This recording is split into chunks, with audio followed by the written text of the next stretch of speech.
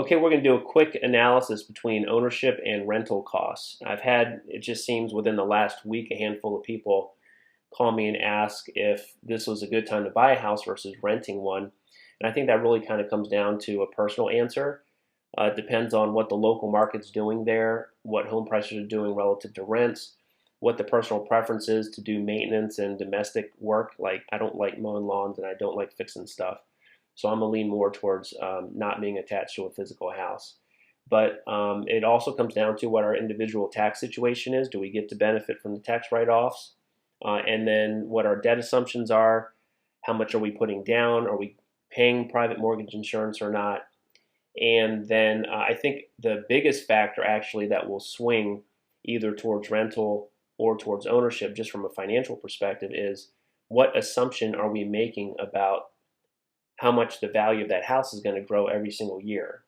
That's a big factor. So I created this little calculator here on Excel real quick. I haven't tested it that much, so if you find something wrong with it or something doesn't add up right, just let me know and I'll fix it. So I appreciate your help in advance on that. But let's start in the MLS here. This is a part of Orlando that I know. So you want to kind of start in a place where you've compared rents, you know what the rents are versus what the home prices are. And I can just jump into the MLS to pick up both. But I know this area right here because we actually shopped here personally. And I'm going to use this house right here. It's a $315,000 single family home. It's actually a few doors down from a house we were looking at. I was trying to do a lease option with this particular owner. So this particular house is $315,000. We have some inputs or some information on this sheet that we're going to use as inputs on our calculator, from the tax rate, the purchase price, the HOA fees. I think that's pretty much it off the MLS sheet. So let's go into the calculator real quick. Just really quickly, here's how it works. All of these gray fields are inputs. The two yellow highlighted sections are referencing this tab down here that's also highlighted yellow, which is a couple tables that help us figure out our tax situation. And then this third tab down here is going to be just the amortization schedule on how we're accruing interest and or equity over time. Specifically, for the sake of this comparison, we want to know what kind of equity we're building the first year and how much interest we're going to be able to write off potentially that first year. So all we have to do with this sheet is fill in these gray fields, and it will calculate everything for us. And then at the very end, once we've completed all of these inputs here, it will highlight either in green whether we should rent, or it'll highlight in green the own icon right here if it makes more sense to own, if it's financially less expensive to own after all of our costs and after all of our credits of ownership. So let's start putting some of these inputs in. So home price is $315,000. The closing cost, it automatically calculates at about 2% of the purchase price. We're assuming we're going to get a loan, so it's going to be a little bit higher. The initial repairs isn't really going to go factor into the cost and credits on an annual basis with the carry of that house, but it will be kind of a side note on what we had to put out of pocket to be able to own that house. So it's going to consider the cash out, considers the repairs that we have to do as soon as we come into the house, if any, and then also the down payment that we're making to get into the home. So for the sake of simplicity, I'm just going to leave that blank for now. The appreciation rate, again, this is probably the biggest factor that adds to our bottom line for home ownership. So if we put in here the historic average for home ownership, which is about 3 to 4%, I'm just going to put in about 3.5%. Oh, it rounded it up, so let me add a decimal there. Okay, so 3.5% for that. The tax bracket, if you don't know what your tax bracket is, just go down here to this yellow tab for taxes. We're going to check a couple things real quick. Number one is these are the tax brackets for 2015, the tax rate. So if you're single or you're filing single, then we're just going to find the tax bracket for our most recent income towards the end of the year. And let's pick one that most Americans are going to probably fall in that neighborhood. It's going to be about the 28 or 33% range. I'm just going to use the 28% tax bracket for this scenario. The standard deduction, if you don't have a business and you're like a W-2 employee and you don't have a lot of tax write-offs, most likely you're going to take the standard deduction. And so if you go again to the tax tab here, it shows that the standard deductions for single person is $6,300. And that essentially means that you don't itemize, you take the standard deduction of $6,300 as a credit at the end of the year. So that kind of simplifies it for us. It means that we're not going to get the benefit of the interest write-off on this property because we take the standard deduction. The down payment amount, we're going to use, like today we're seeing a lot of people do a 10% down payment on a house. And since we're not doing 20% down, that means we're going to have mortgage insurance. You see that already calculated over here. Below that, we have our debt assumptions. The loan term traditionally is going to be 30 years, so we just leave that there. Those are our default settings. We also have in here the default of about 3.75% on the interest rate. If you want to be more conservative, you can put a higher number there, like 4%. We're just going to leave it at 3.75.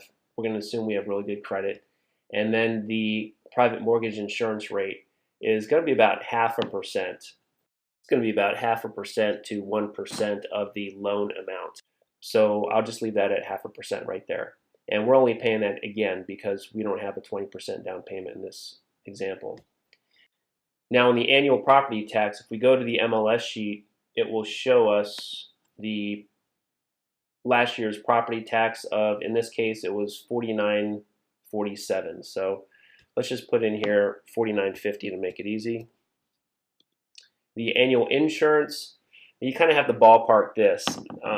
From experience, I know that the insurance is on the annual insurance premium on this house is probably going to be $1,800 mark. The monthly HOA, that'll be different depending on where you live. And if you live in a condo or a townhouse, that's going to be a lot higher. So in this particular neighborhood, I know, let's see here, from the MLS, we have the HOA here is $305 per quarter. So let's just call that about $100 a month. And it's asking for what the monthly rate is here. Then we have the estimated annual maintenance budget. This is going to be, when we own a house or we own a property, we're going to put some maintenance into it. We're going to buy lawnmowers. We're going to have to fix some things over the course of the year. So I'm just going to say here that we're spending about $150 a month fixing something. So the $150 a month is actually $1,800 for the whole year that we're going to spend just keeping our house up. And then estimated comparable monthly rent. So at the end of the day, we're comparing what all these inputs are going to translate to for costs and credits to what this comparable monthly rent is going to be. Now I know in this particular neighborhood, because I shopped it, that the rent on this particular house is going to be right around $1,900 a month. So I'll leave that right there. Now, automatically, we just saw that it jumped under conclusion. It highlighted ownership or own. It makes more sense to own. So let's go down this list from the top to the bottom and show how we came to that conclusion. So our loan amount is basically the home price minus our down payment. So in this case, $283,000 is what we're borrowing. At our debt assumptions that we put in here, that translates to about $1,300 a month, mortgage and interest, or principal and interest. Then the mortgage insurance premium is about $118 a month. The escrow payment that we're making on a monthly basis to the lender is going to be about $150 for insurance, $413 for taxes. Our HOA in this case is $100 a month. And then if we take that the $1,800 a year that we estimated for maintenance and divide that by 12 months, it's about $150 a month is what we're budgeting for maintenance on the house. So our total monthly ownership cost is going to be $2,200, $2,250 per month. On the surface, if you compare that to renting the property, then it costs more to own it at $2,244 a month than it is to rent it at $1,900 a month. And then as a renter, you have no brain damage fixing stuff. Just pick up the phone, call the property manager, and it's done. But let's apply some credits now. Again, remember we said that the biggest factor as far as a credit for home ownership is the assumption we're going to make about how much it goes up in value. So because we own the house, if it appreciates, and we use the national average about 3.5% there, then we gained about $11,000 of value in 1 year from just owning that house. Now, in addition to the appreciation credit that we're getting from that home going up in value, we have equity that we've built by virtue of us paying down the principal on the loan. So if we go to this loan amortization schedule here on the third tab at the bottom, then we're going to see here it shows every single month what our monthly payment is, what went to interest, what went to principal, and then what our balance recalculated at. And if we add up for the first 12 months what our total interest is, we're going to see total interest paid $10,500 and total equity that we've built, or the principal paid down, of about $5,200. So let's go back to our summary tab.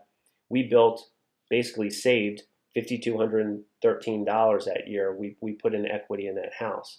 So between that equity and that appreciation, we have a total credit that we're going to apply towards our ownership costs of about $16,200. Now, we would have had a little bit more than that if we itemize, or we're like a business owner or something, or you have other write-offs and you itemize on your taxes, then if you would have clicked no over here, that you do not take the standard deduction, then this automatically would have applied the credit you would have got from your interest. But since we take the standard deduction here, this does not apply. And I'm sorry, I might have skipped over that yes, no box over here. But that affects this tax credit from year one interest that was paid on that loan. Now the total annual credits, again, $16,000. So that leaves us a net cost of ownership when you take the total cost here of $26,923 minus our credits, which is in this case just appreciation on the house, and the equity built the first year. Our total net cost of ownership is about $10,600, and our total cost to rent the house is about $22,800. So there's about a $12,000 difference there on an annual basis. So let's call it $1,000 a month. It's cheaper to own the house than it is to rent. But you don't feel that right off the bat, because what you're paying every single month is actually almost $350 more than what it would have been to rent the house. If we think about it, we only see that difference when we sell the property, because you don't realize the appreciation until it's sold. And you also don't realize the equity that we've built until it's sold. And even if you got the tax credit, you don't see that until you get your refund, or you do your taxes at the end of the year. And then one of the most important considerations, in my opinion, is what else could we have done with the money required to get into this house? In other words, that down payment, the closing costs maybe, whatever the repairs could have been for the house. In this case, we had $31,500 cash to own. Could we have that money working elsewhere at a better return than the 3.5% annual appreciation rate on this house? With our cost of money, or our rate on our financing, at less than 4%, you could argue that it's better to get the bank to carry as much of that house as possible and free up as much cash to invest at higher rates. So that's our quick analysis between owning versus renting. Go ahead and use this form and let me know if you like it, and if there's anything that is wrong or calculated incorrectly, and I will fix it. So appreciate the help in advance. Hopefully you found this useful.